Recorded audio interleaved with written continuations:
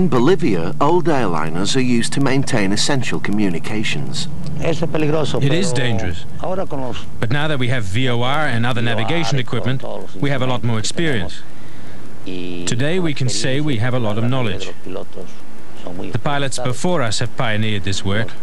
They took the risk. Now it's not so very dangerous. En route from La Paz to Palmyra, while crossing the almost 20,000-foot Andes, Captain Walter Bolivian calmly reads the paper. It's a routine. We know the aircraft, the terrain and the mountains very well. You can almost say that even with our eyes closed, we know exactly where we are.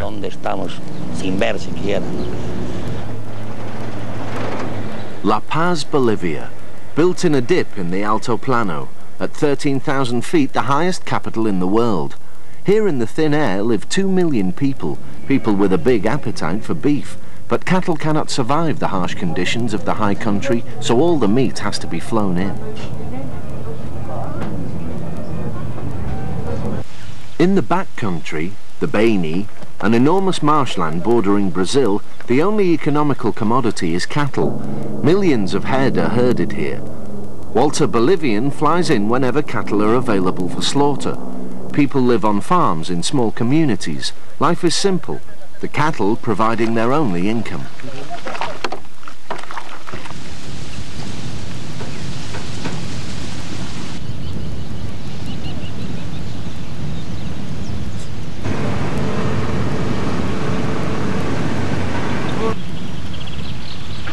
Palmyra supports a herd of 14,000 spread over a large area, and like most cattle stations, it has its own runway.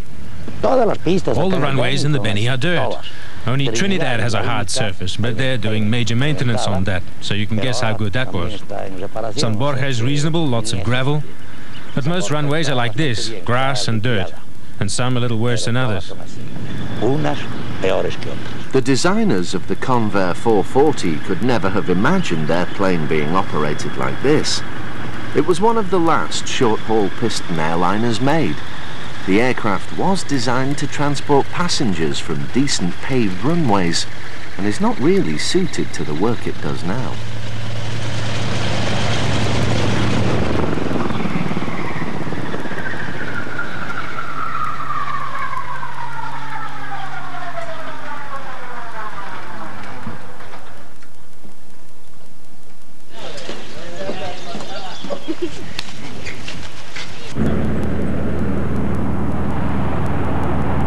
The term bush pilot was coined in Canada in the 1920s. Bush pilots played a vital role in opening up the vast wastes of the north. Cargo haulers like Air Manitoba will transport anything and everything, even live polar bears and whales. Pilots Mark Mestag and Harvey McKinnon are flying a supply trip to a number of communities. Their aircraft, the Curtiss C-46 Commando. Typical mid-1940s airplane. This one here was built in 1944. Pretty old-fashioned, pretty straight, do-it-yourself. Yeah, not much modern technology into it.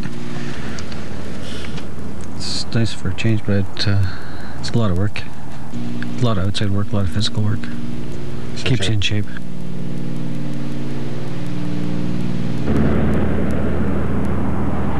The C-46 is a very stable aircraft in the air, but the controls are heavy to operate. Landing the plane can be a humbling task. Even in a mild crosswind, the C-46 becomes very hard to land and even harder to control once it is on the runway. To Mark and Harvey, being a bush pilot and flying the C-46 is just another job, and not even the one they would like best. Well, there's fun in it, yes. Certainly there's romance in it. I would love to keep flying them in a museum. But they're a phasing out airplane. The days of the C-46 are dying. I'm a young man, so I have to look forward. Oh, I'd rather fly the 757, no doubt. Yeah.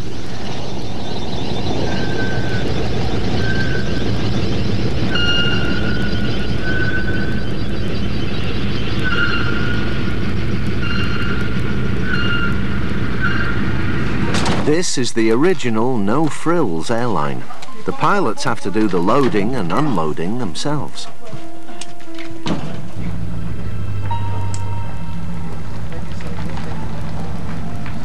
The sun sets as they head to Pickle Lake to spend the night. Tomorrow they're off to the north. Flights to the northernmost regions take 4 to 5 hours, and the C-46 is not fitted with an automatic pilot.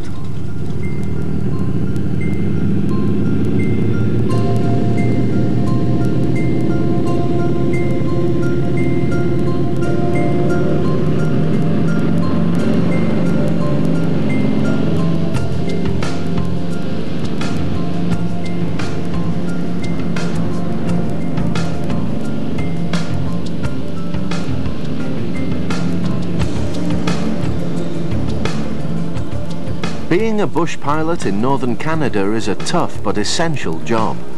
Aviation has made it possible for southerners to live here.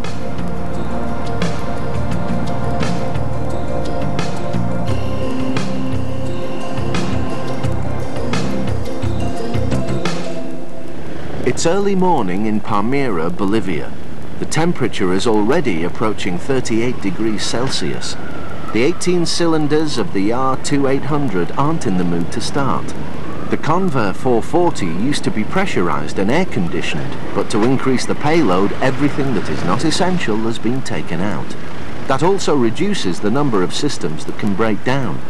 To make ends meet, downtime for maintenance must be kept to a minimum. 25 slaughtered cattle have been loaded only minutes ago, and the plane must get to La Paz as soon as possible. Since the Convair has no refrigeration, the meat would spoil within hours.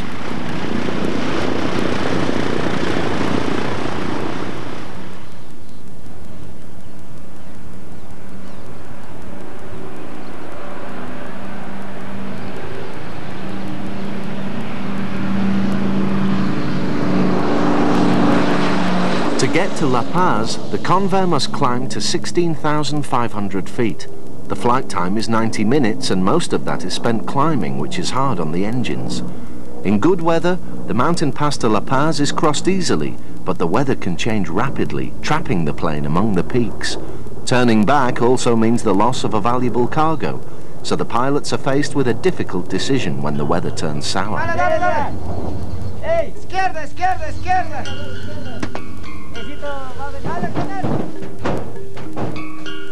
These meat haulers are approaching the end of their working life. The Air Force is taking over much of the flying with the C-130 Hercules, and these old planes are getting rarer to find and harder to maintain. Within a few years, a road through the mountains will be built and refrigerated trucks will bring in much of the meat. Walter Bolivian will then be able to take his long-awaited holiday.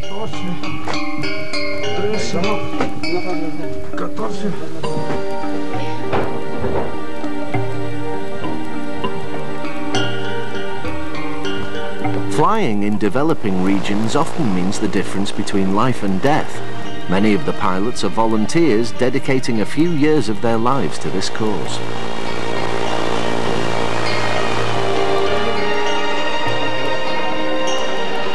When Hans Dekkers arrived in Irian Jaya in Indonesia, he found the pilots flying for the mission to be highly motivated, but the operating procedures were frightening.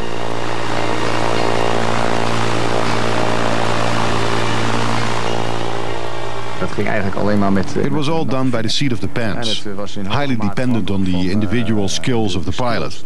But in that way you leave room for error. You keep open traps that people will eventually step into.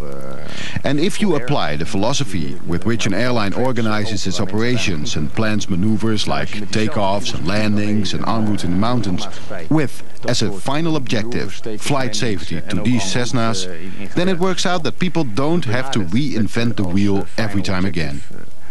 The wheel has been invented and test flown, and if you stick to the procedures, nothing can go wrong. Nou hoeft niet iedereen zelf weer het wiel uit te vinden. Het wiel is uitgevonden en testgevlogen. En als je het op deze manier doet, dan is er niks aan de hand. A lot of things used to go wrong. Statistically, the odds were that every pilot working here on a 3-year tour would crash an aircraft, often fatally. Safety had to be improved, not only in the air, but also on the ground. Okay, Apol, next item. I've been there again this morning and it's still horrible, you know, and I think it can be improved. I checked it, I just measured it, it was only 11 meters, and it was even narrower than I thought.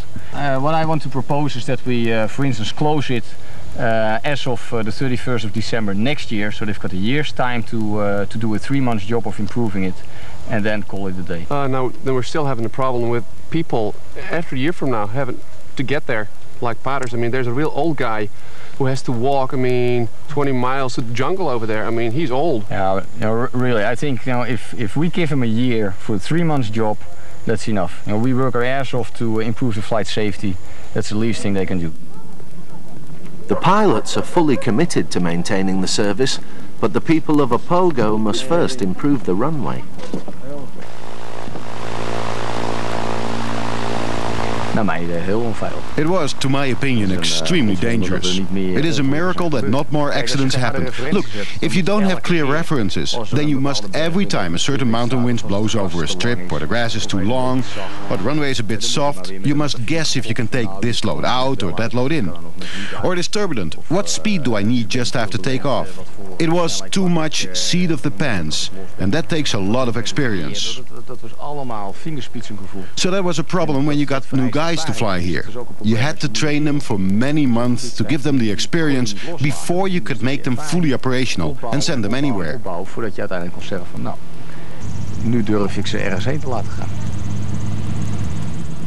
Pilots work here for a period of 2 or 3 years, so if training takes too long, a lot of money that should be spent on productive flying is lost.